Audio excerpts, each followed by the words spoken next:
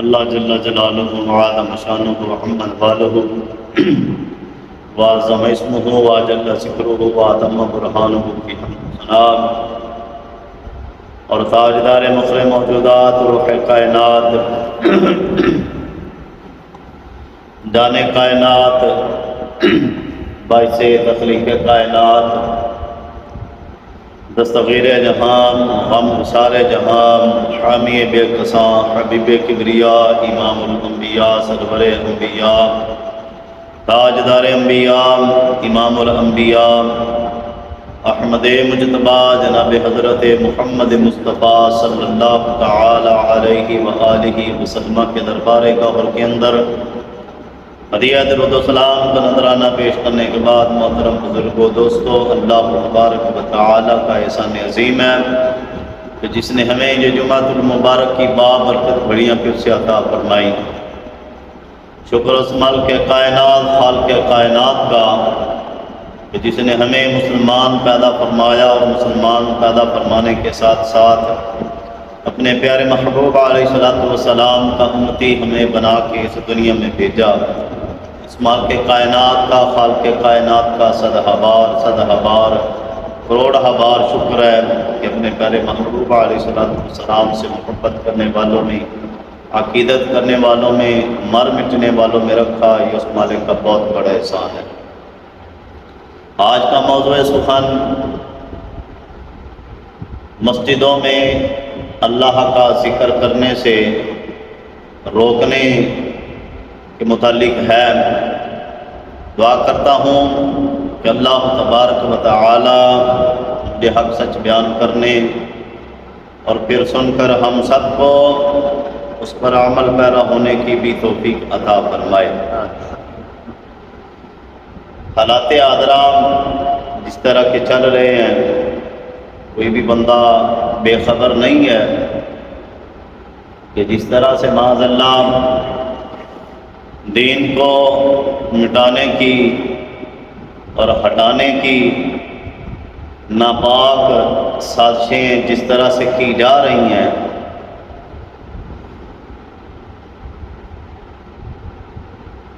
ایسا کرنے والے ہمیشہ یاد رکھیں کہ نام ہمیشہ انہی لوگوں کا تاریخ میں زندہ رہتا ہے جنہوں نے دین کا کام کیا ہو، جو نبی علیہ السلام کے دین کی سر بلندی کے لیے اپنا سب کچھ قربان کرتے آ رہے ہیں، اور قیامت تک یہ سلسلہ جاری رہے گا۔ حق اور باطل کی جو جنگ ہے یہ شروع سے چلی آ رہی ہے اور یہ ہمیشہ چلتی رہے گی۔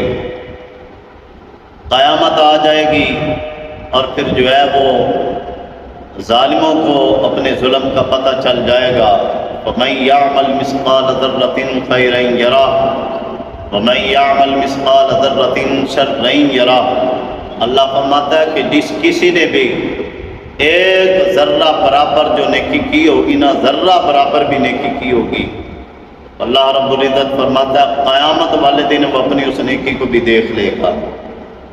اور فرمایا کہ وَمَن يَعْمَلْ مِثْقَالَ ذَرَّةٍ شَرًّا يَرَهُ، فرمایا کہ جس کسی نے ذرہ برابر بھی برائی کی ہوگی تو قیامت والے دن وہ بھی اس کو اپنی آنکھوں سے دیکھ لے گا۔ یہ سلسلہ چلا آ رہا ہے، حق اور باطل کی جو جنگ ہے یہ چلی آ رہی ہے، اور اللہ رب العزت 15ویں پارے کے اندر اللہ ارشاد فرماتا ہے وَقُلْ جَاءَ الْحَقُّ وَزَهَقَ الْبَاطِلُ إِنَّ الْبَاطِلَ كَانَ زَهُوقًا۔ مایا میرے محبوب علیہ السلام آپ فرما دیجئے، آپ اعلان کر دیجئے، کیا فرمایا جال حق آیا اور باطل مٹ گیا۔ اور آگے اللہ نے فرمایا کہ ان الباطل کان زہوقا، بے شک باطل ہی ہمیشہ مٹنے والا ہے۔ تھوڑا سا امتحان ہوتا ہے ایمان والوں کا یہ جو ہے نا وَقُلْ جَاءَ الْحَقُّ وَزَهَقَ الْبَاطِلُ، یہ جو ہے نا کہ واو جو درمیان میں ہے، یہ واو جو درمیان میں ہے، یہ ایمان والوں کا امتحان ہے کہ یہ، حالانکہ اللہ خود فرما رہا ہے کہ حق آیا باطل مٹ گیا، یہ بھی فرمایا ہے، لیکن فرمایا کہ حق آیا اور باطل مٹ گیا۔ یہ جو درمیان میں واو ہے نا، اور یہ ایمان والوں کا امتحان ہے۔ جب اللہ نے فرما دیا کہ حق آ گیا اور باطل مٹ جائے گا، اور بے شک باطل ہی مٹنے والا ہے، پھر اس میں تو دوسری جو ہے وہ رائے ہو ہی نہیں سکتی کہ جب میرے رب کا جو ہے وہ فرمان آ گیا، ٹھیک ہے، جب اللہ کا فرمان آ گیا، اور جب اللہ کا فرمان آ جائے تو پھر دنیا کی جو ہے نا وہ ادھر کی ادھر ہو جائے، لیکن جو ہے وہ اللہ کا فرمان جو ہے نا وہ قیامت تک کے لیے، اب یہ قرآن تو زندہ رہنے والا ہے، اور قیامت تک یہ معجزہ ہے قرآن کا، اور یہ میرے محبوب علیہ السلام کا وہ معجزہ ہے قرآن پاک جو قیامت تک کے لیے زندہ رہے گا۔ یہ تو قرآن کا فیصلہ ہے کہ حق آیا اور باطل مٹ گیا، اور بے شک باطل ہی مٹنے والا ہے۔ امتحان ظاہری بات ہے جی، جو ہے وہ بڑے بڑے ظالم جابر قسم کے حکمران آتے رہے، اور میں یہاں یہ بھی بتاتا چلوں کہ جن کو آج اپنی جو ہے وہ وزارتوں کا بڑا مان ہے، اپنے کسی عہدے کا بڑا مان ہے کہ جناب ہم ایسے کر دیں گے، تو ہم ایسے کر دیں گے، تو میں نے کہا تمہاری حیثیت کیا ہے کہ تم کچھ کر سکتے ہو؟ یہ تو اللہ بہتر جانتا ہے نا کہ جو ہے، اور اللہ قرآن میں یہ فرماتا بھی ہے، جب کافروں نے کہا تھا نا کہ ہم جو ہے وہ ان کو جو ہے وہ مار گرائیں گے، معاذ اللہ صحابہ کرام نبی علیہ السلام کو دین ختم کر دیں گے، تو اللہ نے فرمایا کہ اللہ بہتر جانتا ہے کہ اللہ نے سب سے پہلے کس کو بھوننا ہے۔ یہ کوئی سدا وزارتیں یا کوئی عہدے یا کوئی سدا رہنے والے نہیں ہیں، تم سے پہلے بھی بڑے بڑے آئے اور وہ بھی اس دنیا سے چلے گئے۔ میں نے کہا اسے دھرتی نے ہلاکو خان بھی دیکھا، چنگیز خان بھی دیکھا، اور پتہ ہے ہلاکو خان کتنا بڑا ظالم تھا؟ اس نے 20 لاکھ مسلمانوں کا قتل عام کیا تھا، 20 لاکھ مسلمانوں کا قتل عام۔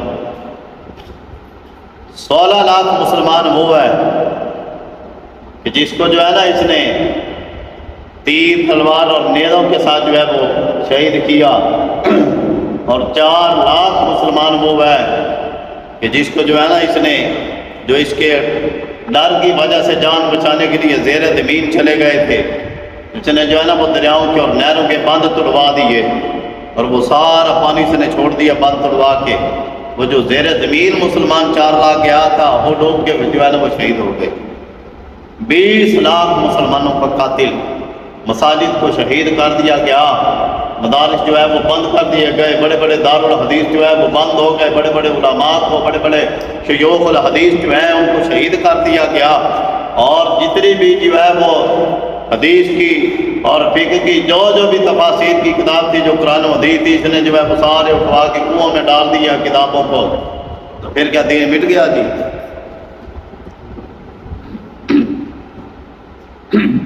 جو آج یہ کام کرے اور اسی ہلاکو خان کی روش کو قائم کرتے ہوئے وہ یہی کام کرے اور اس کی اولاد ہونے کا ثبوت دے، میں نے کہا جی وہ تو تھے کافر، تم کیا ہو؟ تم تو بتاؤ نا، لباسیں تم نے دین کے اڑے ہوئے ہیں، بات تم کرتے ہو اسلامی جمہوریہ پاکستان کی، اور کردار تمہارا کیا ہے؟ کردار تمہارا یہ ہے کہ تمہارا کردار ان ظالموں کافروں سے بھی بڑھ کر ہے، ان ظالم تم کافروں سے بھی اب بدتر ہو چکے ہو۔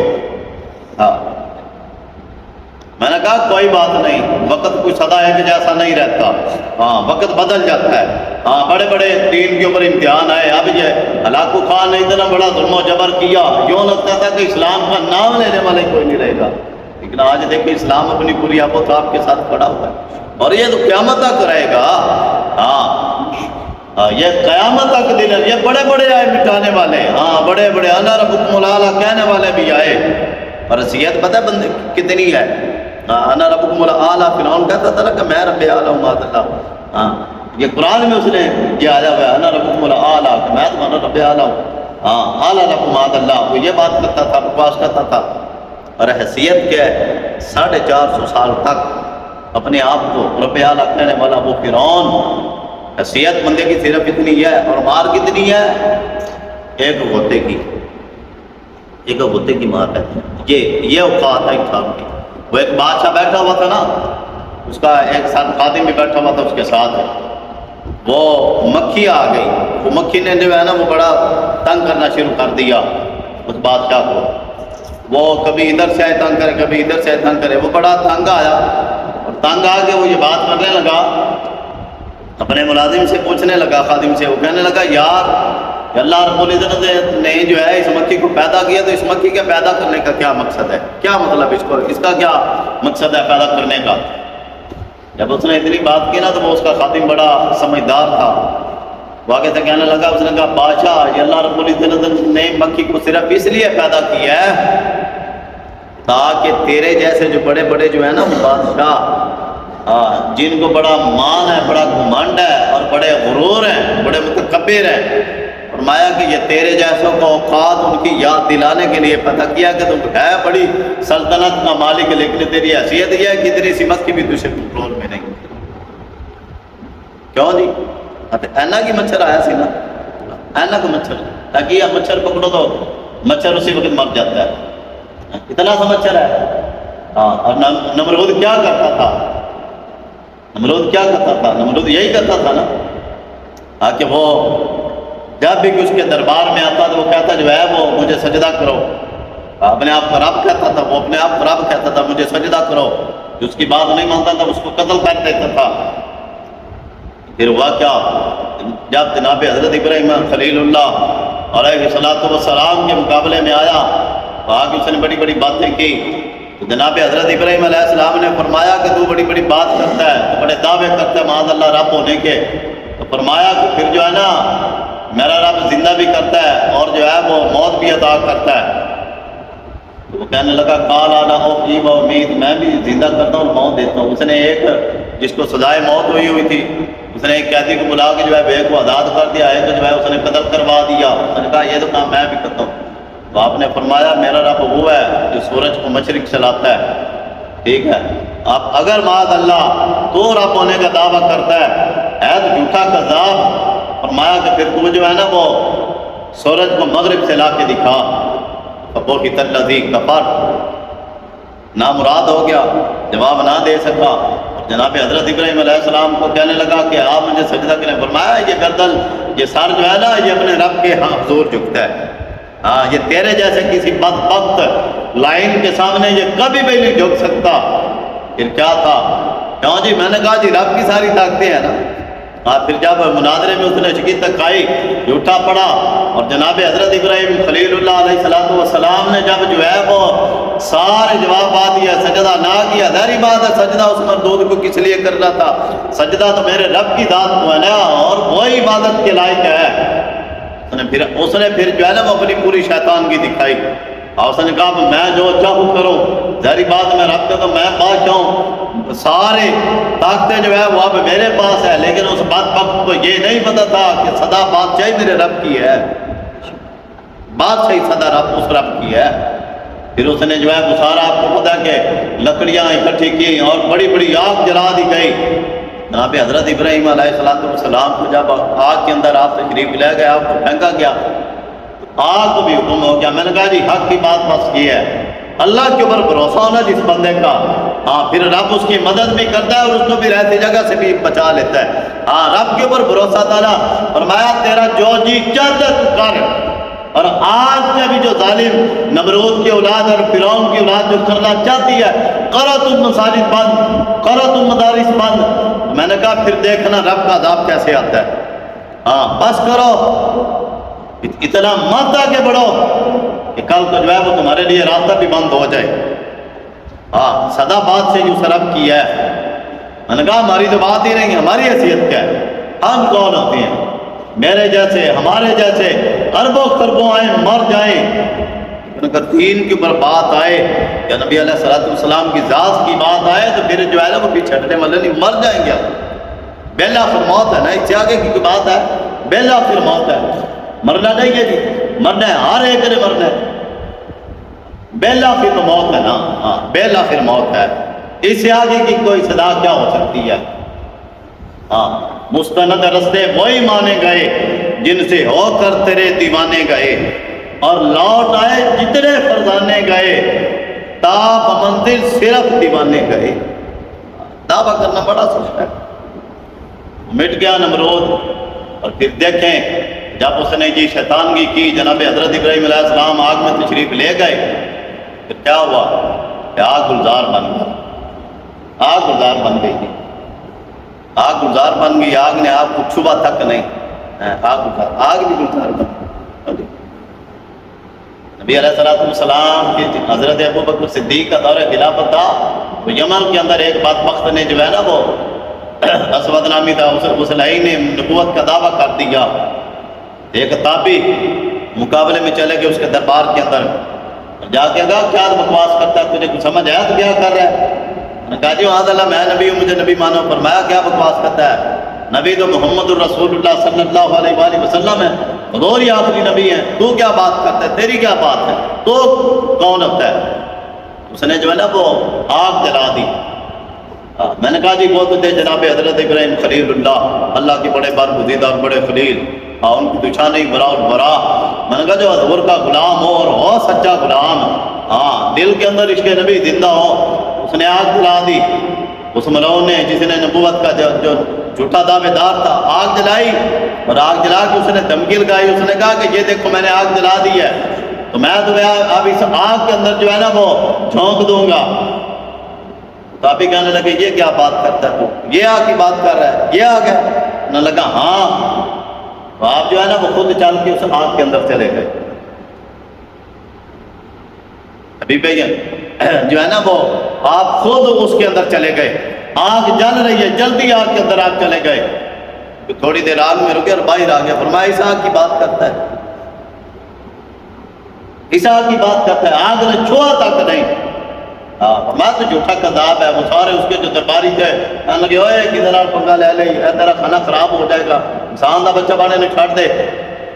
آپ بچ گئے وہاں سے، واپس فرمایا یہ بات کرتا ہے، اسحاق سے ڈراتا ہے مجھے، تجھے پتہ نہیں ہے میں حضور کا غلام ہوں، تجھے پتہ نہیں میں نبی علیہ السلام کا ماننے والا ہوں، حضور آخری نبی ہے۔ میں نے کہا موت ہے نبی لاخر، اور موت کے بارے میں بھی سن لیں۔ جو بندہ گھر بیٹھے ہی ٹنگا کمدے رہو جناب پولیس آ گئی ہو جناب کیوں ہوگا کیوں بن جائے گا، ایسے خوف و رات میڈیا کے اوپر پھیلا پتہ نہیں کیا ہو جائے گا، بھائی کچھ بھی نہیں ہوگا، کیا ہوگا؟ گھر میں بیٹھے موت نہیں آتی بندے کو۔ جناب حضرت خالد بن ولید رضی اللہ تعالیٰ عنہ نے دو دلوں کے بارے میں فرمایا تھا، آپ نے فرمایا تھا سنا بزدلوں قیامت تک کے لیے کہ میرا بزدلوں کو پیغام دے دینا۔ فرمایا اگر تیر تلوار نیزے سے خالد برتا پھر خالد کب کا مر چکا ہوتا۔ فرمایا اسلام کے لیے لڑتے لڑتے میرے جسم کا ایک بالغ حصہ بھی جو ہے نا وہ نہیں بچا کہ جہاں اسلام کے لیے لڑتے لڑتے میرے جسم کے اوپر زخم نہ لگاؤ، تیر تلوار نیزوں کے زخم نہ میں نے کھایا ہو، لیکن فرمایا کہ مجھے موت نہیں آئی۔ جب آپ مر گئے بستر پہ لیٹے ہوئے تھے نا، بھی باہر سے ندا کا وقت آیا تو آپ اپنی بیوی سے فرمانے لگے، زوجہ کو کہنے لگے کہ آج دیکھو مجھے موت آ رہی ہے۔ میں نے تو اس موت کی آنکھوں میں آنکھ ڈال کے کہا تھا کہ مجھے فرمایا میں اکیلا ہوتا تھا، اکیلا میں صفوں میں دشمن کی صفوں میں جا کے گھس جاتا تھا، لیکن موت نہیں مجھے آتی تھی۔ ٹھیک ہے، ایک مرتبہ پتہ کیا ہوا، حضرت خالد بن ولید اکیلے ادار کے لشکر میں جا کے گھس گئے، اکیلے لڑتے رہے، انہوں نے گھیر لیا۔ جب آپ کو گھیرا نا تو نبی علیہ السلام حضرت عبیدہ بن الجراح رضی اللہ تعالیٰ عنہ آپ کی خواب کے اندر حضور تشریف لے آئے اور تشریف لا کے فرمایا اے عبیدہ بن الجراح تم سوئے ہوئے ہو، خالد بن ولید کو جو ہے نا وہ دشمنوں نے گھیر لیا ہے، تو جاؤ۔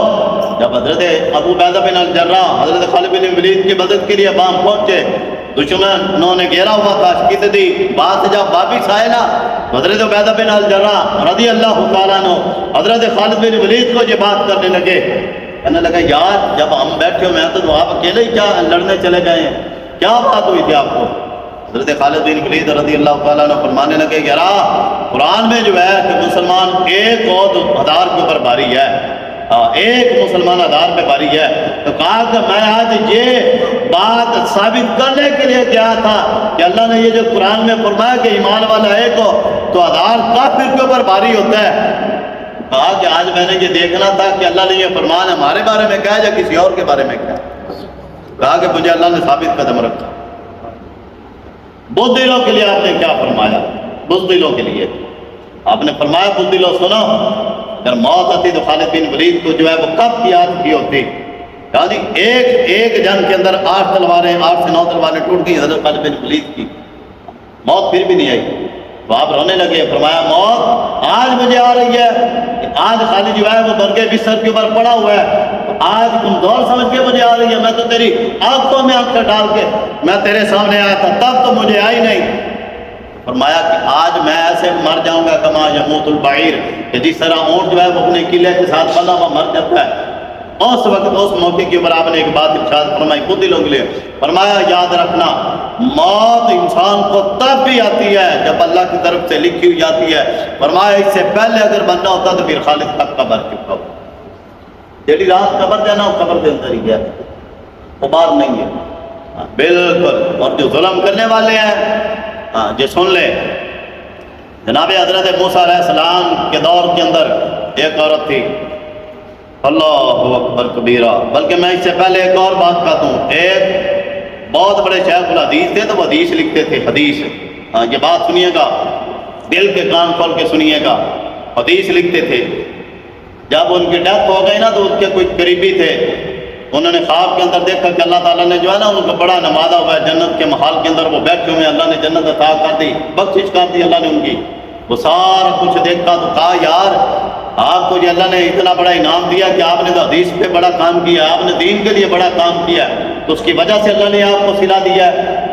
وہ کہنے لگے نہیں، جو میں نے دین کا کام کیا، جو بھی میں نے پڑھا لکھا پڑھایا، اور میں اس کے بارے میں تو اللہ نے مجھ سے پوچھا بھی نہیں، میری بات بھی نہیں، تو کہا پھر یہ اتنا بڑا انعام اللہ نے کیسے عطا کر دیا؟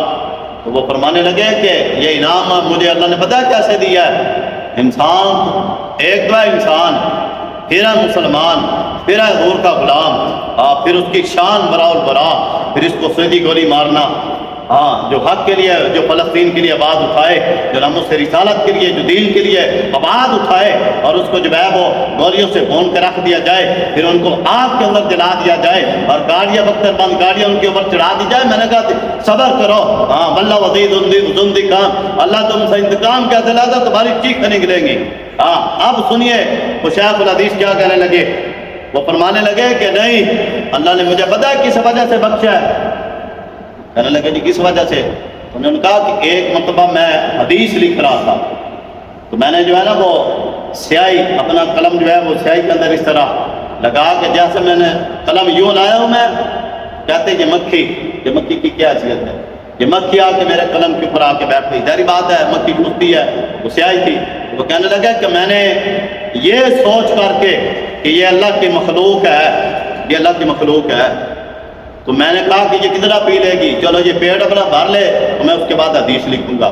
کہتے میں نے یہاں پہ قلم روک دیا، اب میں نے کہا یہ اپنا پیٹ بھر لے، تو کہتے میں نے یہاں پہ اپنا قلم روکا، اس نے پیٹ بھرا اور اڑ گئی۔ کہتے اللہ کو میری یہ ادا اتنی پسند آئی کہ میں جب قبر میں پہنچا تو اللہ نے بے حساب کتاب میری بخشش فرما دی۔ میں نے کہا جی بتاؤ، اگر ایک مکھی کے لیے اگر بخشش ہو سکتی ہے تو جو ایک انسان کا قتل کرے، ممن احیاہا فکأنما احیا الناس جمیعا، قرآن کا فیصلہ ہے، فرمایا جس کسی نے ایک مسلمان کو قتل کیا، ایک مسلمان کو، تو فرمایا فکأنما احیا الناس جمیعا، اس نے پوری انسانیت کا قتل کیا۔ یہ قرآن کا فیصلہ ہے، میں نہیں کہہ رہا، یہ قرآن ہے۔ اور فرمایا کہ جس کسی نے ایک مسلمان کی جان بچائی، فرمایا کہ جس کسی نے ایک مسلمان کی جان بچائی تو پوری انسانیت کی جان بچائی، اور جس کسی نے ایک کو قتل کیا پوری انسانیت کو قتل کیا۔ اور حضور نے پتہ کیا فرمایا؟ مجھے آپ نے فرمایا کہ جس کسی نے ادنا سے ادنا میرا غلام، فرمایا ادنا سے ادنا میرے غلام کو اگر کسی نے تکلیف دی نا، فرمایا کہ اس کو اذیت دی، تو فرمایا فقد آذانی، فرمایا حضور فرماتے ہیں کہ اس نے مجھے اذیت دی، فرمایا کہ جس نے مجھے اذیت دی اس نے اپنے رب کو اذیت دی، جو رب کو اذیت دے رب کے ساتھ جنگ کرے تو میں نے کہا وہ بچ کیسے سکتا ہے؟ کیوں جی یہ حضور کا فرمان ہے، میری تو بات ہی نہیں۔ حضور نے کعبے کو مخاطب کر کے فرمایا تھا، فرمایا کعبہ تیری بڑی تیری جو ہے وہ مقام میں مرتبہ ہے، لیکن فرمایا میرا ادنا سے ادنا غلام اس کی حرمت اس سے بڑھ کر ہے۔ ایک عام اور پھر ایک سید زادہ ہو، سید ہوں، عالم ہوں، قاری ہوں، حفاظ ہو، اور اسلامی جمہوریہ اور اس کے اندر مسلمانوں کو ڈھونڈ کے رکھ دیا جائے، کوئی بات نہیں، کوئی بات نہیں، یہ چلا آ رہا ہے۔ اپنے اپنے یہ مزاج ہوتے ہیں نا دوسروں کے، کوئی بات نہیں، بڑے بڑے آئے مٹ گئے، ہلاکو خان نہیں مٹ گیا۔ اور یہ بات یاد رکھیں، جہاں مکھی کے اتنا سا کام کرنے کے اوپر اگر بخشش ہے نا مکھی کے لیے، تو جو کسی انسان کا قتل کرے اس کے بارے میں بھی میں قرآن پڑھ کے سنا دیتا ہوں۔ وَمَن يَقْتُلْ مُؤْمِنًا مُتَعَمِّدًا فَجَزَاؤُهُ جَهَنَّمُ خَالِدًا فِيهَا وَغَضِبَ اللَّهُ عَلَيْهِ وَلَعَنَهُ وَأَعَدَّ لَهُ عَذَابًا مُهِينًا۔ سورہ نساء 5واں پارہ، جہاں پہ یہ چوتھا 5واں پارہ آتا ہے، وہاں سے یہ رکوع پڑھ لیں۔ اللہ فرماتا ہے جس کسی نے ایک مسلمان کو جان بوجھ کے قتل کیا، کچھ لوگ کوئی نہیں، جان بوجھ کے قتل کیا، فرمایا اس کا بدلہ، اس کی سزا پتہ کیا ہے؟ فجزاؤ جہنم، فرمایا اس کا بدلہ جہنم ہے، اور خالدن فیہا، فرمایا ہمیشہ ہمیشہ اس جہنم میں رہے گا، ہاں جی ہمیشہ جہنم میں رہے گا۔ اور فرمایا آگے اللہ کیا بات تو یہاں پہ بھی ختم ہو سکتی تھی کہ بدلہ اس کا جہنم ہے، وہ جہنم میں کیا ہمیشہ رہے گا، لیکن آگے اللہ کا قدر، آگے دیکھ اللہ کیا فرما رہے ہیں، وَغَضِبَ اللَّهُ عَلَيْهِ وَلَعَنَهُ، فرمایا اس بندے کے اوپر جس نے اپنے کسی مسلمان کا خون نہ حق بہایا، فرمایا کہ ایک تو اس کا ٹھکانہ جہنم ہے، دوسرا اللہ کا اس کے اوپر غضب ہے، پھر اللہ کی لعنت ہے۔ فرمایا کہ قیامت والے دن اللہ تبارک و تعالی اس کو دردناک عذاب دے گا۔ نبی علیہ السلام معراج کے لیے جس وقت آپ تشریف لے گئے نا، آپ ایک ایسے مقام سے گزرے، جناب جبریل امین آپ کے ساتھ تھے، وہاں سے آپ گزرے تو دیکھا کہ ایک بلی ایک عورت کا چہرہ نوچ رہی ہے، ایک بلی چہرہ نوچ رہی ہے، تو آپ نے فرمایا کہ اے جبریل یہ بلی جو ہے یہ کیوں اس کا چہرہ نوچ رہی ہے عورت کا، کیا وجہ ہے؟